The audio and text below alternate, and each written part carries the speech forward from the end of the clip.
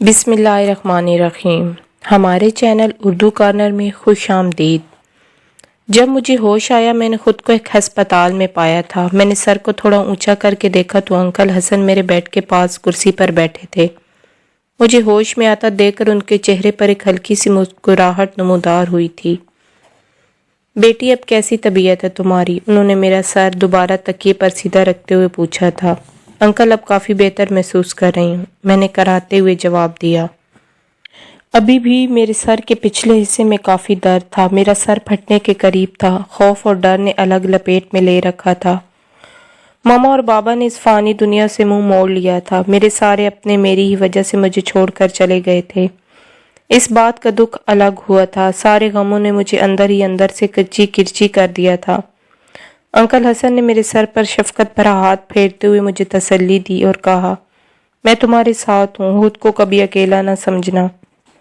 Uncle حسن سارا دن گھر سے باہر رہتے، مغرب کے دوران وہ ہمارے گھر آ جاتے۔ ایک دو بار میں نے انکل سے کہا بھی تھا کہ انکل آپ ہمارے گھر آتے ہیں تو آپ کے بیوی بچے تو پریشان ہوتے ہوں گے۔ اس پر انکل نے ہنس کر کہا، میں اپنی بیوی کو اکیلا نہیں چھوڑ سکتا، میرے بچے اب ماشاءاللہ جوان ہو چکے ہیں، اپنا خیال اب وہ خود رکھ سکتے ہیں۔ اس کے بعد میں نے انکل سے پھر یہ بات کبھی نہیں کی۔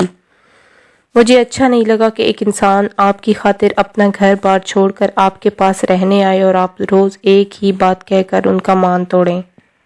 میں نے سارا دن قرآن پاک پڑھنے میں خود کو مصروف کر لیا تھا۔ مجھے بھی اندازہ تھا وہ سارا دن میرے کمرے کا چکر لگاتا رہتا تھا۔ میں اسے حد سے بھی زیادہ اگنور کرنے لگی تھی اور رات کو اپنے روم میں 4 کل آیت الکرسی پڑھ کر چاروں کونوں میں پھونک مار کر دم کرتی۔ اس کے قدموں کی چاپ میں اکثر سنتی رہتی تھی اور اس کی موجودگی کا احساس مجھے پوری رات ہوتا رہتا تھا۔ تم آگ سے بنے اور وہ مٹی سے، آگ اور مٹی کبھی ایک نہیں ہو سکتے، تم یہ بات کیوں نہیں سمجھتے؟ تم ایک شریف ماں کے بیٹے ہو، میں تمہارے پورے خاندان کو اور تمہاری ماں کو جانتا ہوں۔ میں نہیں چاہتا تمہیں کچھ ہو، اس لیے تمہیں ہاتھ باندھ کر التجا کرتا ہوں، اس لڑکی کو چھوڑ دو، اس سے بہت دور چلے جاؤ۔ انکل کافی دیر اسے سمجھاتے رہے لیکن اس کی ایک ہی رٹ تھی، وہ میرے بغیر مر جائے گا، مجھے اس سے جدا نہ کیا جائے۔ میں تم سے محبت نہیں کرتی۔ مجھے نہ جانے اچانک ایک دم کیسے غصہ آ گیا تھا۔ میں عاجز آ گئی تھی اس کی محبت سے، شاید اس لیے میں اتنے غصے میں آ گئی تھی۔ میں نے اس کی بات تیزی سے کاٹتے ہوئے کہا، تم میرے بابا اور میری ماما کے قاتل ہو۔ اگر میں تم سے کبھی محبت کرتی بھی ہوتی، پر قتل کے بعد میں تم سے شدید نفرت کرتی۔ اپنوں کا کھونا کتنا اذیت دیتا ہے تم جیسے بے حس کو کیا پتا۔ میں تم سے شدید نفرت کرتی ہوں۔ ابھی بھی تم محبت کا دم بھر رہے ہو۔ میرے اپنوں کو چھین کر بھی تجھے سکون نہیں ملا، میری زندگی اجیرن کر دی ہے تم نے۔ جو بھی تیرے اور میرے بیچ آئے گا اس کے ساتھ ایسا ہی ہوگا، اس نے غصے بھرے لہجے میں 2 ٹوک کہا تھا۔ میں تم سے کہہ رہا ہوں اس سے دور چلے جاؤ، چھوڑ دو اسے۔ انکل نے دوبارہ گفتگو میں حصہ لیا۔ نہیں چھوڑوں گا اسے، دنیا کی کوئی طاقت مجھے اس سے جدا نہیں کر سکتی۔ اس کا غصہ دیکھ کر میری ٹانگوں نے مزید کھڑے ہونے سے انکار کر دیا تھا اور میں وہیں زمین پر جا گری تھی۔ جب مجھے ہوش آیا تو انکل نے کہا، تمہارے لیے ایک خوشخبری ہے۔ میں فوراً سمجھ گئی تھی کہ انکل نے اسے مار دیا ہے۔ انکل وہ مر گیا ہے؟ آپ نے اسے مار ڈالا ہے؟ میں نے خوشی اور حیرت سے پوچھا۔ ان کی بات سن کر دکھ بھی ہوا تھا اور تھوڑی خوشی بھی ہوئی تھی۔ میں ان کی بات سن کر ایک دم فریش ہو گئی تھی۔ بیٹا اسے مارا تو نہیں ہے لیکن قید ضرور کر دیا ہے، اب وہ تمہارے پاس نہیں آئے گا، تم فکر نہ کرو، وہ تمہیں کوئی نقصان نہیں دے سکتا۔ انکل نے میرے سر پر شفقت بھرا ہاتھ پھیرا۔ کافی سارے دن گزر گئے۔ ایک دن اچانک انکل دوپہر میں آئے اور اپنے ساتھ ایک لڑکے کو بھی لائے تھے۔ وہ بلیک شرٹ اور سی گرین جینز میں ملبوس کوئی 19-20 سال کا ایک دراز قد کا لڑکا تھا۔ سفید رنگت پر موٹی موٹی مخمور کالی سیاہ آنکھیں، پتلے پتلے گلابی ہونٹ، ستون جیسی مغرور کھڑی ناک، بالکل انکل جیسی تھی۔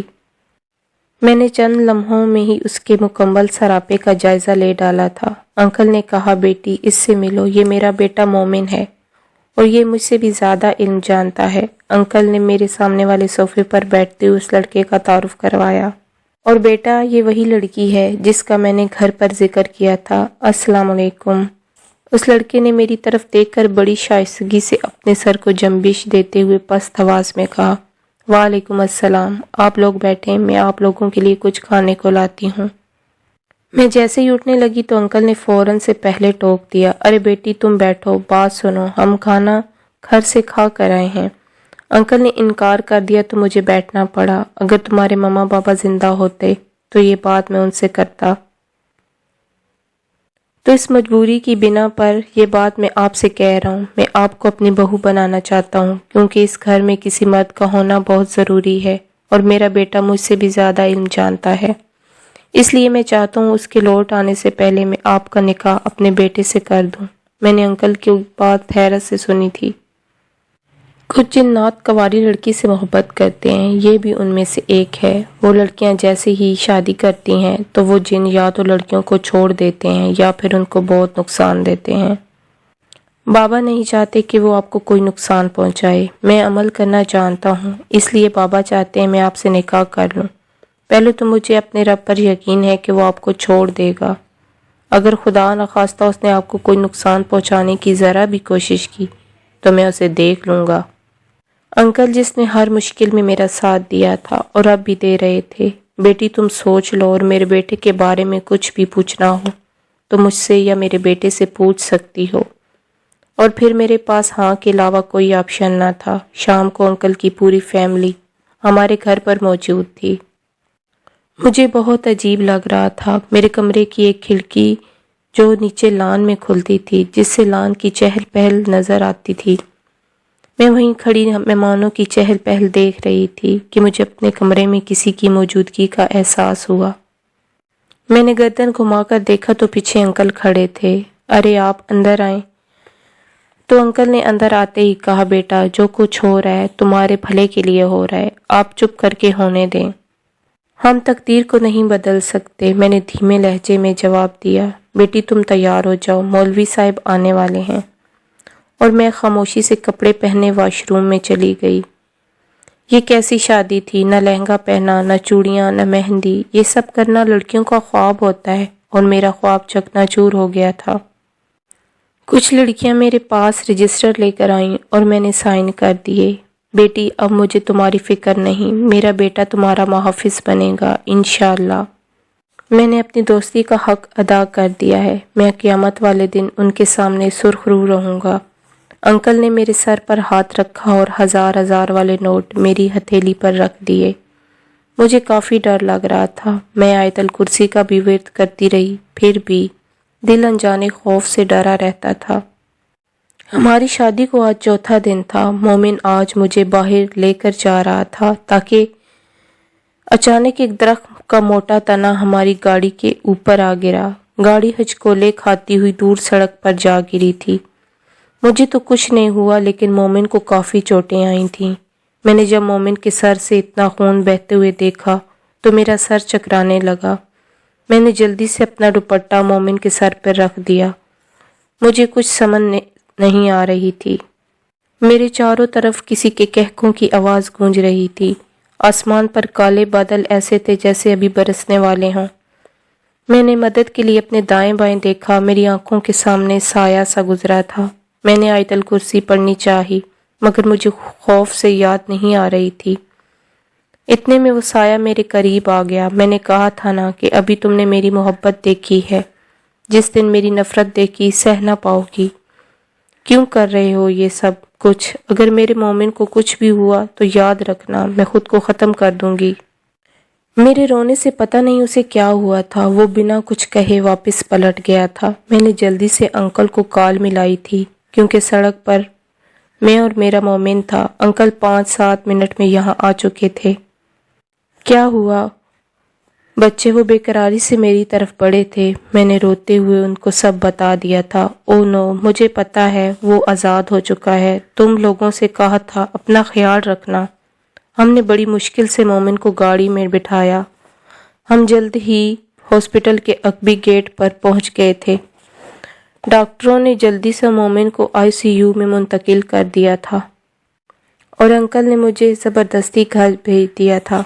घर पर आंटी लोग बहुत परेशान थे। आंटी ने मुझे थोड़ा रेस्ट करने को कहा। मैं कमरे में पहुंची तो मुझे किसी की मौजूदगी का एहसास हुआ। सामने आओ, آ کر مجھے بتاؤ، آخر تمہارا مسئلہ کیا ہے؟ کیوں مجھے سکون سے نہیں جینے دیتے؟ سب کچھ تو چھین چکے ہو میرا، کیا چھیننا باقی ہے؟ میری وجہ سے نہ جانے کتنوں کا خون کر دیا تم نے، اور کتنوں کا کرنا باقی ہے۔ مجھے ایک ہی بار بتا دو، میری ہمت ٹوٹ چکی ہے، نہیں سہ پاؤں گی کسی اور اپنے کی قربانی۔ میں ایسا کرتی ہوں، اپنی جان لے لیتی ہوں۔ مجھے اب تم سے محبت نہیں، اب تم میری ضد بن گئی ہو۔ وہ نظر نہیں آ رہا تھا، مگر اس کے استے جیسی آواز میری سماعت پر ہتھوڑے برسا رہی تھی، اور میں وہیں نیچے گر گئی۔ پھر مجھے نہیں پتا کہ کیا ہوا۔ جب میری آنکھ کھلی تو سب گھر والے میرے پاس موجود تھے، اور پھر انکل کی کال آئی کہ مومن کو ہوش آ گیا ہے، وہ اب خطرے سے باہر ہے۔ ہم سب نے اللہ پاک کا بے حد شکر ادا کیا۔ اور پھر کچھ دنوں بعد ہی مومن ہاسپٹل سے گھر آ گیا۔ وہ کافی کمزور ہو گیا تھا۔ اسد کافی دنوں سے پھر میرے پاس نہیں آیا تھا۔ وہ زندہ تھا یا مر گیا تھا، مجھے یہ بھی نہیں پتا تھا۔ مومن گھر آ گیا تو زندگی میں کچھ سکون محسوس ہوا تھا۔ اسے زمین کھا گئی تھی یا آسمان نکل گیا تھا، میں مزید اس کے بارے میں سوچنا نہیں چاہتی تھی۔ مجھے اللہ نے بیٹی جیسی رحمت دے کر میرے سارے دکھ درد ختم کر دیے تھے، جسے پا کر ہم سب بہت خوش تھے۔ ہم نے اس کا نام اناب رکھا تھا۔ میں اپنی بیٹی میں اس قدر مگن ہو گئی تھی کہ اپنی بیتی سب فراموش کر بیٹھی تھی، کیونکہ ان سب باتوں کو کافی عرصہ بیت چکا تھا۔ وہ اب مجھے تنگ کرنے نہیں آتا تھا۔ میری زندگی اب آسان ہو چکی تھی۔ اس سے بڑی خوشی کی میرے لیے بھلا اور کیا بات ہو سکتی تھی؟ لیکن یہ میری خام خیالی تھی۔ پھر ایک دن ایسا ہوا جس کا میں نے تصور بھی نہیں کیا تھا۔ میں نے اپنی بیٹی کو کاٹ میں سلایا اور خود چائے بنانے کچن میں گئی تھی۔ مومن کام کے سلسلے میں گھر سے باہر تھا۔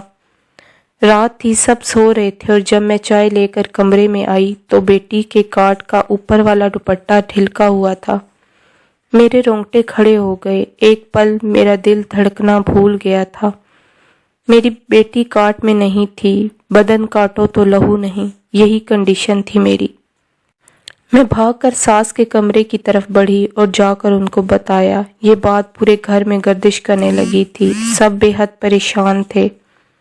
مومن کا نمبر بن جا رہا تھا، اور یہ پوری رات میں نے روتے ہوئے گزاری تھی۔ اللہ اللہ کر کے صبح ہوئی، مومن کا نمبر آن ہو چکا تھا۔ میں نے روتے ہوئے اسے ساری بات بتائی۔ تم پاگل تو نہیں ہو گئی؟ یہ تم کیسی باتیں کر رہی ہو؟ وہ مجھ پر بگڑنے لگے تھے۔ تم اندھی تھی، تم اس وقت کہاں تھی؟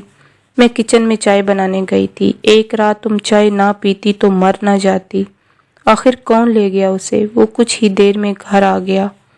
خدا کا خوف کھاؤ، تم کیسی ماں ہو؟ ایک بچی تم سنبھال نہیں سکی۔ وہ کھڑا چلا رہا تھا۔ کہیں اسے اسد تو نہیں لے گیا؟ میرے سسر نے اپنا شک ظاہر کیا۔ میرا دل لرز اٹھا۔ پھر مومن نے اسی دن عمل کرنا شروع کر دیا تھا۔ وہ رات کو دیر سے گھر آنے لگا تھا۔ اس بات کو آج تیسری رات تھی۔ اسد اس کے ہتھے چڑھ گیا تھا۔ آج مومن نے عمل گھر پر کیا تھا۔ تم میرے سامنے آؤ۔ سامنے کیوں نہیں آتے؟ میں نے ہلکا سا دھواں دیکھ لیا تھا، پھر دھواں بڑھنے لگا تھا۔ وہ سامنے صوفے پر بیٹھا مسکرا رہا تھا۔ اس کی آنکھوں میں ایک چمک تھی۔ لو آ گیا تیرے سامنے۔ اس کی آواز میں شیر کی دھاڑ تھی۔ کہاں ہے میری بیٹی؟ مومن نے غصیلی آواز میں پوچھا تھا۔ نہیں جانتا، وہ صاف انکار کر رہا تھا۔ تب مومن نے منہ میں کچھ پڑھ کر پھونک ماری۔ اسد نے غصے میں کہا، ایسا نہ کر۔ وہ زمین پر جا گرا۔ چھوڑوں گا جب تک میری بیٹی کا نہیں بتائے گا۔ مومن باتوں کے ساتھ عمل بھی کر رہا تھا۔ میں بتاتا ہوں، چھوڑ مجھے۔ بولو میری بچی کدھر ہے؟ وہ میرے پاس ہے، لیکن میرا ارادہ اسے اٹھانے کا نہیں تھا۔ وہ میں تم کو دے جاؤں گا، لیکن میری ایک شرط ہے۔ کیا شرط ہے تمہاری؟ میں صرف تم کو دیکھنے کی اجازت چاہتا ہوں۔ نہیں، تم کو اجازت نہیں مل سکتی۔ مومن دھاڑا اور پڑھنا شروع کر دیا تھا۔ وہ تڑپنے لگا اور نیم بے ہوش ہو گیا تھا۔ مومن اب بس کر دو، وہ مر جائے گا۔ میرا دل پتہ نہیں کیوں اس کے لیے اتنی ہمدردی جاگ اٹھی تھی۔ میں نے بے بسی سے اسے روکنا چاہا تھا، تب اس نے عمل ترک کر دیا۔ کاش اسد انسان ہوتا تو میرا انتخاب وہی ہوتا۔ तब एक लड़की खिड़की के रास्ते अंदर दाखिल हुई, सीधी असद के पास चली गई थी। फिर उसने मोमिन की तरफ देखकर कहा, क्या किया है तुमने इसके साथ? अगर इसे कुछ हुआ तो इतना याद रखना, मैं तुम लोगों को कभी माफ़ नहीं करूँगी। तुम लोगों से ज़रूर बदला लूँगी। मैं तुम्हारी बेटी कभी वापस नहीं करूँगी। सिसकते रहोगे अपनी बेटी के लिए। मैं देखता हूँ तुम मुझे मेरी बेटी कैसे वापस नहीं करती। मोमिन ने तड़प कर जवाब दिया, हम कितने खुश थे अपनी दुनिया में। तुम्हें भी मोहब्बत हुई तो किससे? एक जालिम और सफाक लड़की से। ये इंसान बड़ी जालिम मखलूक है। उठो मेरे साथ, अपनी दुनिया में वापस चलो। वो लड़की उसे लेकर हवा में कहीं तहलील हो गई। मोमिन ने भी उसे जाने दिया। मैं 2 दिन बीमार रही थी। एक तो मुझे अपनी बेटी की परेशानी ने अधमुआ कर दिया था, दूसरा मुझे रह रहकर उस बेचारे का ख्याल सताने लगता था। इस परेशानी में 3 रोज़ गुजर गए। अब वो एक बार फिर मेरे सामने खड़ा था। उसके बाजू में मेरी बेटी खेल रही थी। मैं उसे जल्दी से लेकर आता, पर मैं इतना ज़ख्मी था कि यहाँ तक आना भी मेरे बस में ना था, इसलिए दिन लग गए, जिसके लिए मैं शर्मिंदा हूँ। मैंने अपनी बेटी को सीने से लगाया था। चलो अब यहाँ खड़े कब तक इसे यूं देखते रहोगे? घर नहीं चलना?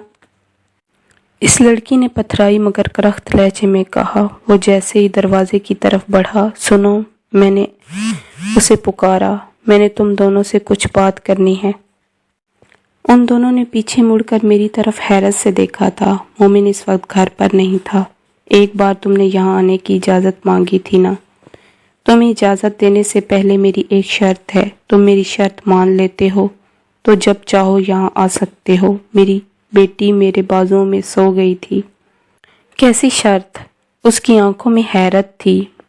मेरी शर्त यह है, तुम इस लड़की से शादी कर लो जो तुमसे बेइंतहा मोहब्बत करती है। इस लड़की ने सर उठाकर मेरी तरफ हैरत से देखा। उसकी आंखें चमक उठीं। ये तुम कह रही हो? तुमसे कितनी मोहब्बत करता हूँ। वो 2 कदम चलकर मेरे करीब हुआ। हाँ, मैं ऐसा कह रही हूँ। जितनी मोहब्बत तुम मुझसे करते हो, ये शायद तुमसे भी कहीं ज़्यादा तुमसे मोहब्बत करती है।